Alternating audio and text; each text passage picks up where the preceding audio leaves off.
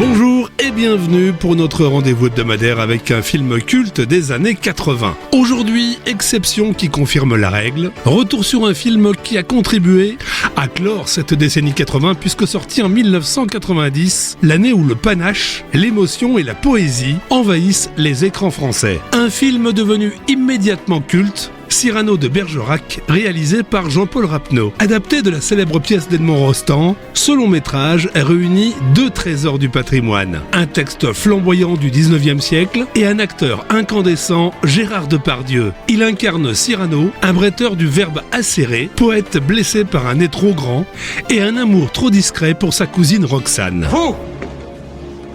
Vous avez un nez... un nez... très grand. Très. Ah! C'est tout? Oui. Ah non, c'est un peu court, jeune homme. On pouvait dire, oh Dieu, bien des choses en somme en variant le ton. Par exemple, tenez, agressif. Moi, monsieur, si j'avais atteint le nez, il faudrait sur le champ que je me l'amputasse. Amical. Mais il doit tremper dans votre tasse. Pour boire, faites-vous fabriquer un ANAP descriptif. C'est un roc. C'est un pic, c'est un cap. Que dis-je? C'est un cap. C'est une péninsule. Le pari était audacieux. Comment filmer des vers alexandrins sans tomber dans le théâtre filmé? Rapneau, lui, choisit le mouvement. La caméra virevolte, tel un mousquetaire en duel. Chaque plan respire la vie, la passion, la fureur. Voilà ce qu'à peu près, mon cher, vous m'auriez dit si vous aviez un peu de lettres et d'esprit. Mais d'esprit, oh, le plus lamentable des êtres, vous n'en eûtes jamais un atome. Et de lettres, vous n'avez que les trois qui forment le mot « sot ».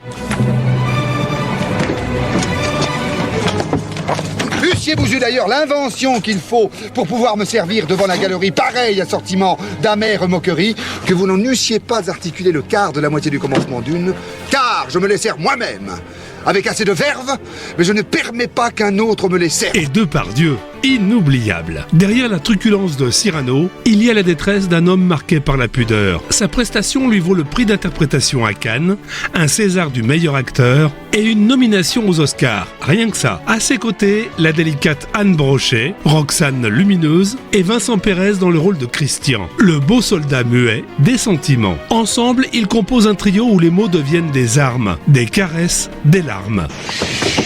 Eh bien donc, vers minuit, j'allais à leur rencontre.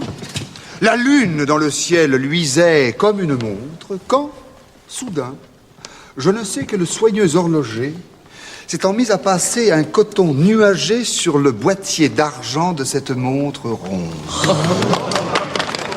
Il se fit une nuit la plus noire du monde. Et les quais n'étant pas du tout illuminés, mordius, on n'y voyait pas plus loin que son nez. Et je marchais, songeant que pour un gueux fort mince, j'allais mécontenter quelques grands, quelques princes qui m'auraient sûrement... Dans le nez. Une dent, qui m'aurait une dent, et qu'en somme imprudent, j'allais fourrer... Le nez. Le doigt entre l'écorce et l'arbre, car ce grand pouvait être de force à me faire donner... Sur le nez. Sur les doigts. Mais j'ajoutais, marche, Gascon, fais ce que doit. J'avance, et tout à coup me trouve... Nez à nez. Face à face.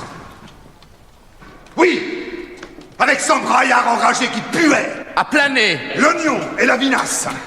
Je bondis, front baissé. Nez au vent. Et je passe. J'en estomac deux. J'en empale un tout vif. Quelqu'un m'ajuste, paf, et je riposte. Pif. Techniquement, le film est une splendeur. Costume signé François Pascal, décor de Jean-Claude Moquier, musique d'un grand dans la bande originale, Jean-Claude Petit. Le tout baigné dans une lumière dorée qui évoque les peintres du grand siècle. Eh bien oui, c'est mon vice. Déplaire est mon plaisir, j'aime qu'on me haïsse. Si tu laissais un peu ton âme, mousquetaire, la fortune et la gloire... Et que faudrait-il faire? Chercher un protecteur puissant? Prendre un patron? Et comme un lierre obscur qui circonvient un tronc et s'en fait un tuteur en lui laissant l'écorce? Grimper par ruse au lieu de s'élever par force? Non, merci.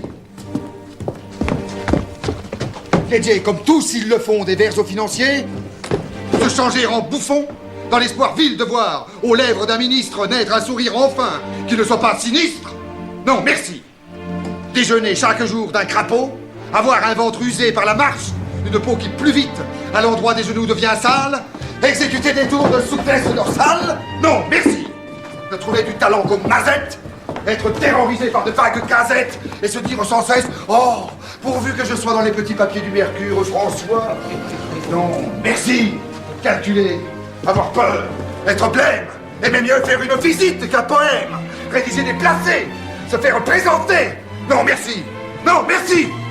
Non, merci. Cyrano de Bergerac est plus qu'un film historique. C'est un cri d'amour pour la langue française, une déclaration de foi dans la beauté des mots. Plus de 35 ans plus tard, le panache du héros, sa verve et sa pudeur, continuent d'émouvoir des générations de spectateurs. Alors, pour conclure comme Cyrano lui-même, disons, on ne meurt jamais d'avoir trop aimé, mais d'avoir trop tu ce qu'on ressentait. C'est tout pour aujourd'hui. Je vous donne rendez-vous mercredi prochain pour un autre coup de projecteur sur un film culte des années 80.